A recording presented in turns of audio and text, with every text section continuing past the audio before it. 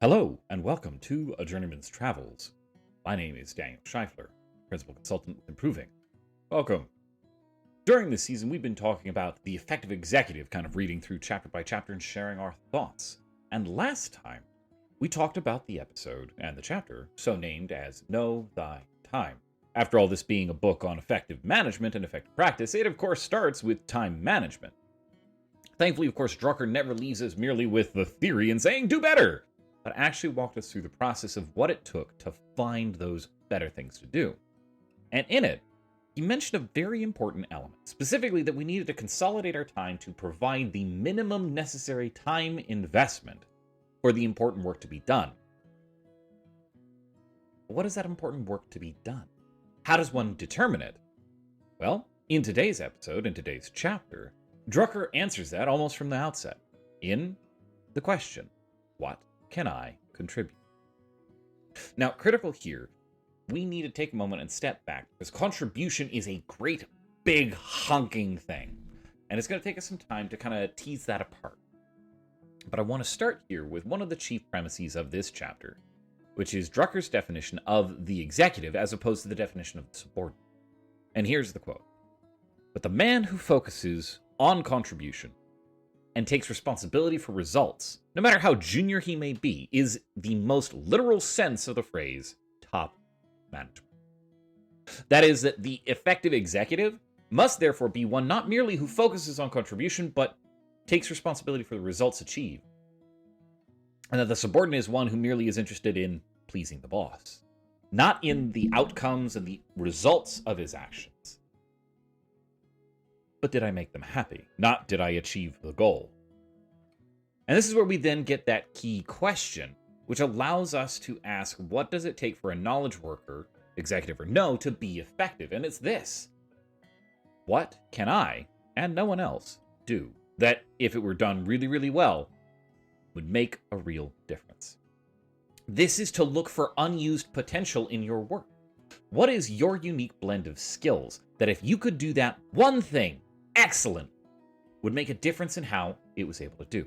This is not an invitation to pour more time on the fire, but to pour the more time on the one right task, to do that task with excellence, to make the difference for the team. Now, what are those tasks? Okay, they fall generally into three categories for the effective executive, the one who is leading, not merely the one who is doing work. We'll get back to the doing the work in a second. The key responsibilities then for the leader can be analogous to the same actions we have to do to take care of our own body. First, of course, the leader has to see to the direct results of the organization. Profits, dollars and cents, able to do the work and actually achieve the results that the customers pay for. This is analogous to calories for a body, right? If you don't have basic calories, if you don't have basic results, the body can do nothing. It will waste away. But at the same time, if all you have is direct results, if all you have is pure calories, your body will go kind of the reverse, where it will become slovenly and very sickly, and unable, therefore, to act with power and speed that is required for what is being. Now, the next step then, therefore, is to kind of balance out these calories. It's to build on the values and to reaffirm the cultural acceptance of the values in the organization, the ways we make decisions. Because now, after all, as an employee, you've probably had the experience where you have a boss that never says that never draws the line in the sand that shall not be crossed. Anything goes, and the only thing rewarded is the direct results. And so that's all the team gives. But in the teams where culture is strong, where we become greater than the sum of our parts, these values are iteratively and repeatedly shared, reaffirmed, and built on and rewarded. These are analogous to the vitamins and minerals that the body needs. Now, of course, there is a finite amount that you need of those. And everyone who has ever experienced a boss that talks about nothing but culture can attest it gets old and kind of starts to defeat itself if all you do is repeat it. But lastly, the body needs renewal. It needs to replace the parts that are worn out or who have left, right? We slough off skin constantly. When I was 5, was not this tall. I grew. There's the need then also for an organization to grow, and that is through her people. So the last job of the effective executive and leader is to develop the people for tomorrow, to have them actively practicing the precursor skills for what they will need for the next thing, for what the organization will need next from them, regardless of if they stay with the organization. If we don't develop them, the organization is guaranteed not to have what it needs when it gets there. And so there is this constant future looking of both today for direct results, the reaffirmation of the values, and a future look towards tomorrow, right? It's that whole little spectrum of today into the future. Now, underpinning all of these throughout the entire chapter, I find the concept of a service mindset being set up continually, right? It even comes up when Drucker is trying to derive this key question, what can I contribute? Because in order to answer that well, he drives us then to a first principle. For any knowledge worker, someone else has to be able to use your contribution effectively in order to be useful, right? No man is an island. No man stands on his own, right? When I write code, which I do for a portion of my living, I don't write it in a language I developed. I rely on someone else's piece. I have it compiled by a language several smart people developed. I write it on a computer that hundreds of smart people built. But my part has to be effective to the people I'm producing it for, just like my computer has to be useful to me. And so if I am to do an excellent job in developing my part, I have to consider what the other person on the other end will do it. Now, very often, this person is a layman. They are not an expert in whatever the knowledge area is. And it is often mistaken that the expert in the area somehow assumes that the layman will go and make the effort to understand what was provided. This is foolishness of the highest order.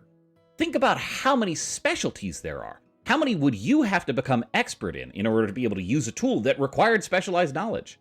Can you imagine a computer where in order to type a key, instead of pushing a button, you had to twist a knob, several of them, and then hit a key over there so that among the combination of the knobs and settings, you typed in the one correct letter because you had to adjust the voltages?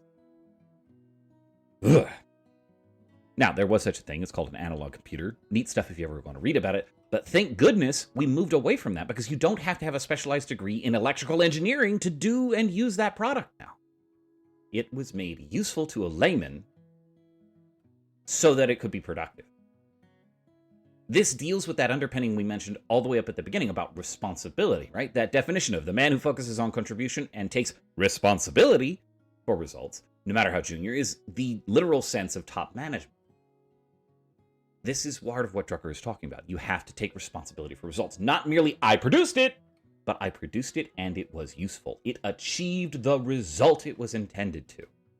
That is actual productivity, and that is effectiveness. Which then, of course, touches on Drucker's concept of a generalist, which is the knowledge worker with a deep area of knowledge who is capable of expressing their content so that it may be consumed by many fields. That is a generalist. I will know I have succeeded in my career when I can explain the concepts and the higher order thinking that I have done to a 5-year-old so that they may understand. That will have been the point where I've reached the level of communication and understanding of the needs of others that I can do the job well. But this deals with, of course, I have to overcome the gap. I have to learn how to access and use the potential in the knowledge work and how to communicate it effectively to be useful at all. And so this gets back then to the three key responsibilities for the executive, being direct results for today. Can I achieve it? And can I get the actual results, not just put knowledge work on paper? Can I build and reaffirm the values? And can I develop the team that will be needed in the future? Again, taking this concept of I have to be responsible, not just for the obvious thing right now, nor just for blah out from me, but making it useful and to achieve the results. I have to care beyond the step, beyond just my work, into the outside world of my organization. And that key question deals again with the unused potential. What can I, and no one else, if done really, really well, do that would make a real difference? The effective executive has to focus on the whole system. He has to know the who's and their whys at each of the stages of the work and work on the communication so that at each step, the value that has been added can be accessible to the next person in line. That I can understand well enough what their goal is, and I can adjust my work to serve their goal. I literally need to be able to put things together so that not merely do I indicate the trends that are going on, but what those trends may mean for their business and the recommended actions they may need to take from them, or the indications of the actions needed. And this, of course, means I have to work on me a lot. Because no training program ever devised by others can truly directly meet the needs of the student. We're always guessing at what the student doesn't know, about what this person needs to develop. We can always see it from our outputs, but how often are our outputs directly correlated to the capabilities that an individual has? Thank God they're generally correlated, but we have to work on that. So Drucker notes here then that the development of unused potential actually requires self-development, demands placed on us by ourselves. That is, in a sense, that every person must learn at the basics to lead themselves. That this work to build and reaffirm values, the direct results, and developing the capabilities for tomorrow are played out in macrocosm at the organization through a leader, and in microcosm through the individual in leading themselves and setting that personal standard of excellence. You can't force that from without. You can definitely measure for outputs, but when we start talking about quality, we immediately get into the murky zones and very difficult to measure. How do you measure if a knowledge worker has been effective or has produced quality work? You measure that in part by the results they're achieving. But in order for that person to grow, not only do they have to be able to produce it at excellence, they have to recognize beyond the scope of what they've done, what next looks like. They have to keep pushing themselves to discover what is next. And it is through this adjustment from what do I need to do to what can I contribute that allows the knowledge worker then to begin setting this personal standard of excellence. What could I contribute? That is a question that only I can answer. But I have to develop a knowledge system. Well, I don't know. Okay, cool. Go learn. Okay, now I've learned and I have this idea. I'm not certain it's right. Cool. Go test it. But this focus on contribution enables the team then to work, because all of a sudden I recognize it's not about my job getting the whole thing done. It's what part do I contribute to the whole. And I now have to coordinate with Tim, who's working on component Y, for my component X that's going to use Y.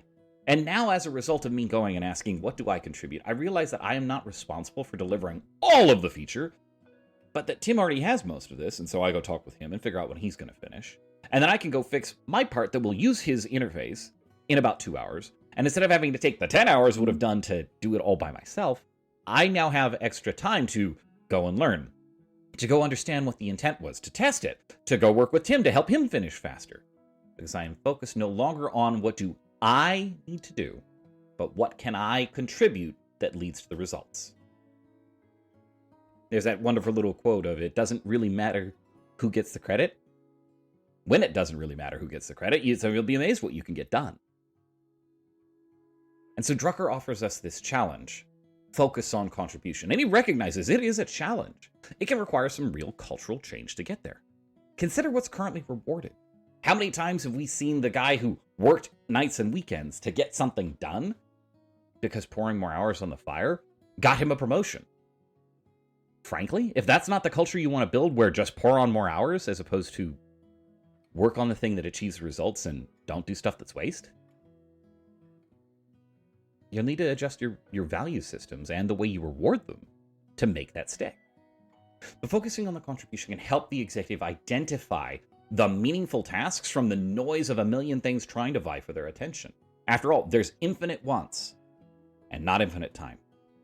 How does the executive pick between what is truly valuable? Well, what can you contribute, and no one else, that if you did really, really well, would make a difference? And it forces us to pay attention to what's going on beyond the organization, right? If we're focused on results and trying to take responsibility for those, we can't just pay attention to the internal process metrics. We have to go take a look at the people consuming our output and see maybe if they're getting the job done, and that the output I'm producing is helping them do that. And if not, asking some very hard questions. In the end, Drucker equates this focus on contribution with a focus on effectiveness. That is how deeply linked these two pieces are. And so if you had to read no other chapter in the whole book, read this one. I'm confident you'll be able to derive the rest of the insight that Drucker will share with you. But as we depart ways, I would like to leave you with this question, and I'm very curious about your answer to, what can you and no one else do that, if done really well, would make a real difference?